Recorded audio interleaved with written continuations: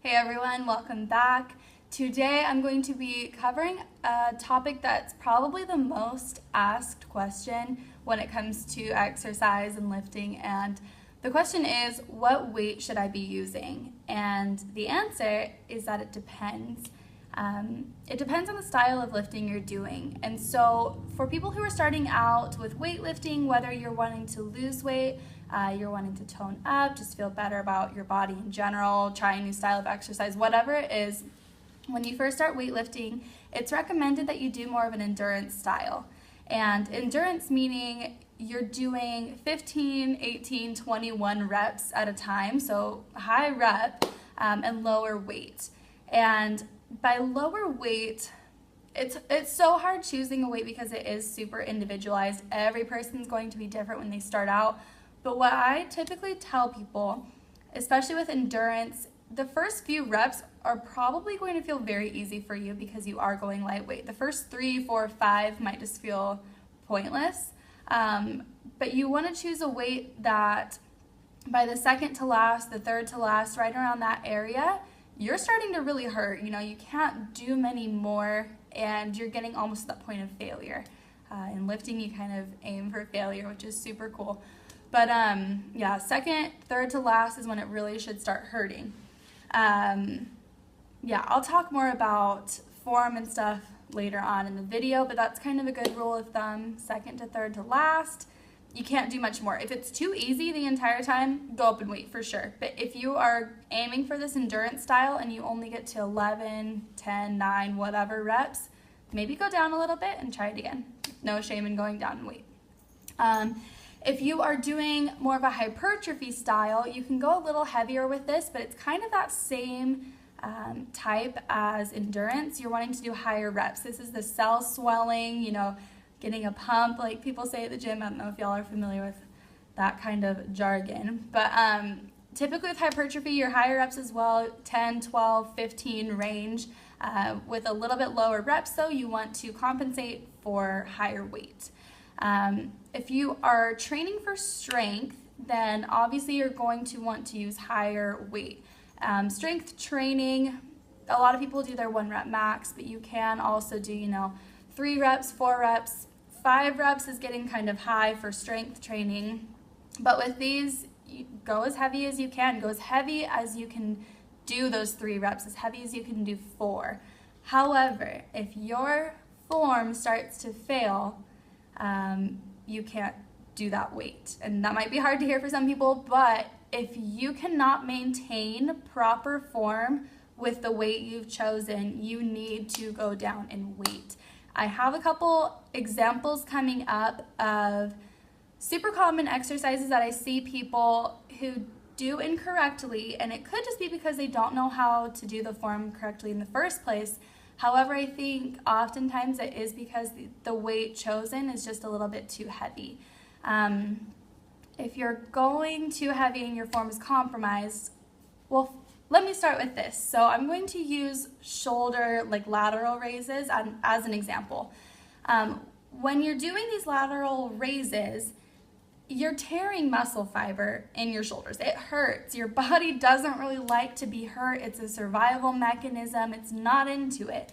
And so your body's smart and it'll figure out as you're doing these reps, hey, if I lean forward and swing up, it's easier on my shoulders. It doesn't hurt quite as much. And so then you end up getting into this habit of swinging, which yes, you're lifting the weight. However, you're not targeting that muscle group that was intended anymore. You're still getting a little bit of a workout, don't get me wrong. However, now you've included your back, your hamstrings, and this muscle isn't getting the workout that it could be if you had maintained proper form. And like I said, I'll show some examples in a second.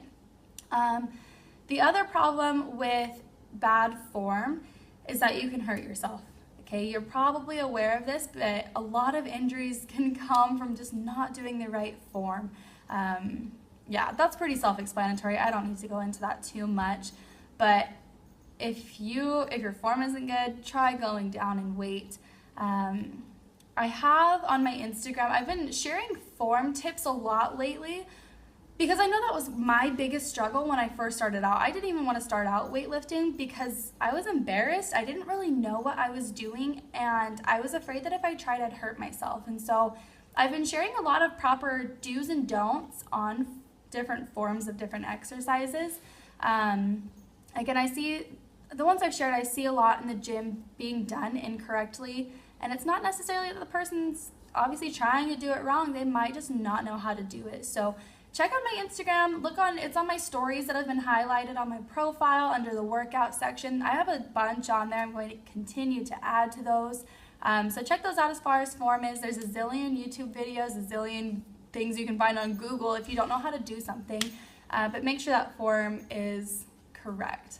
I'm trying to think if there's something else I wanted to say about this rant. But yeah, it's hard finding a good weight at first. It's kind of just a trial and error, a guess and check.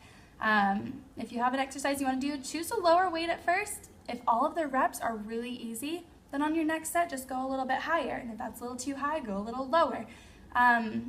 Starting out is hard, and it's a little bit frustrating, a little bit confusing, but if you can hang in there a week, 2 weeks, however long, until you kind of get into your groove, get set, it's worth it. And of course, if you have any questions, comment on here, message me. I don't really care. I really do my best to respond to people, so hit me up. Anyways, enjoy these videos of some common things that I see with form, especially due to improper weight. And then also coming up, I have a dessert that I want to share with y'all. I tried this for the first time last night, and my husband and I are obsessed with it. Pretty much every night we have a sweet tooth, and I take pride in having a lot of self-control. When I go to the store, I really don't buy goodies or just things that are unnecessary for my meals for the week.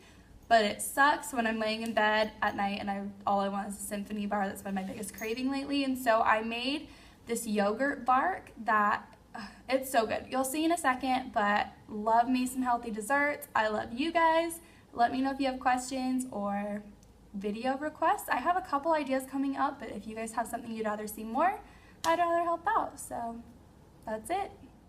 Okay, as promised, I'm going to go ahead and film my healthy dessert for y'all. I've never done this, so bear with me. I don't know how it's going to turn out, but we'll see. I have a sweet tooth pretty much every single night, and I typically don't buy unhealthy things at the grocery store to feed that sweet tooth, and so I'm hoping that this helps a little bit because I don't want to always be denying myself. Okay, the first thing we're going to do in preparation is we're going to take our cookie sheet, and I failed to buy parchment paper at the store today, but I've been there twice, so I didn't go back. Anyways, we're going to spread out our Greek yogurt all across the pan. I'll show you what that is going to look like. Okay, now that that is done, I'm going to take this jam that I bought. It's no sugar added, preservatives.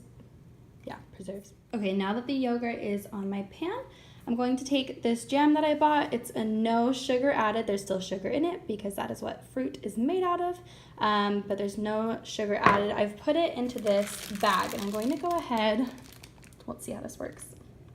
I'm going to pipe it all along my yogurt. It's back and forth. It's always nerve-wracking doing something on camera for the first time.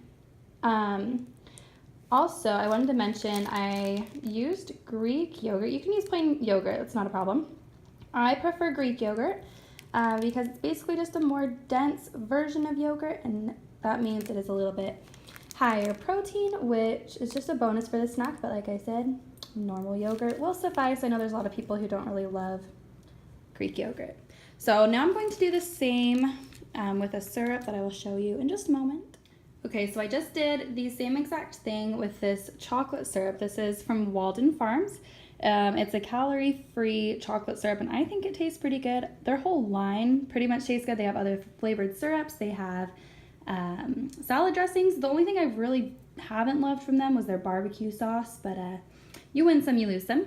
And now what I'm going to do is just I've cut up some strawberries, and I have some blueberries. I've washed my hands, and the fruit. And I'm just going to go ahead and just start placing this everywhere. So I will show you the final product. Hi, hello, my name is Emily, and sometimes I forget what I'm doing. So I was going to make these cute little swirls. I've seen people do it. Oh, maybe that's not cute. Never mind. not gonna do that. Okay, I'm done. It looks pretty good. We're gonna throw it in the freezer. Like I said, I've never made this. Don't know how long it's gonna take to freeze, but I think it looks good. All right, it's time to sample. Do you have your sample? Oh, I thought you had some. All right, it's frozen. First bite. What is the verdict? That's freaking good. They're way good. Voila. Took about, what, 40 minutes to freeze? The center's still a little soft. The outside's froze first, but looking good. It melts quick. Okay, moving on to the workout portion. So I'm first going to show correct form. Obviously, this is benching. When you're benching, you should be able to come down slow and controlled. You want it to be about mid, like, chest with the bar. And you want to come down almost all the way to your chest. And then I'll show you in just a second when it's a little bit too heavy what it'll probably start to look like. So one thing that can happen, I've never actually had this happen to me, so it looks a little dramatized because it is.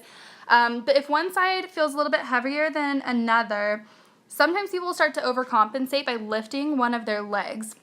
If this starts happening to you, go lighter, work on evening out the strength on both sides, okay? So go a little lighter. The next thing that can happen is people will just do these little half reps, which, yes, there is a place for half reps, but it's not all the time. So make sure you can get all the way down.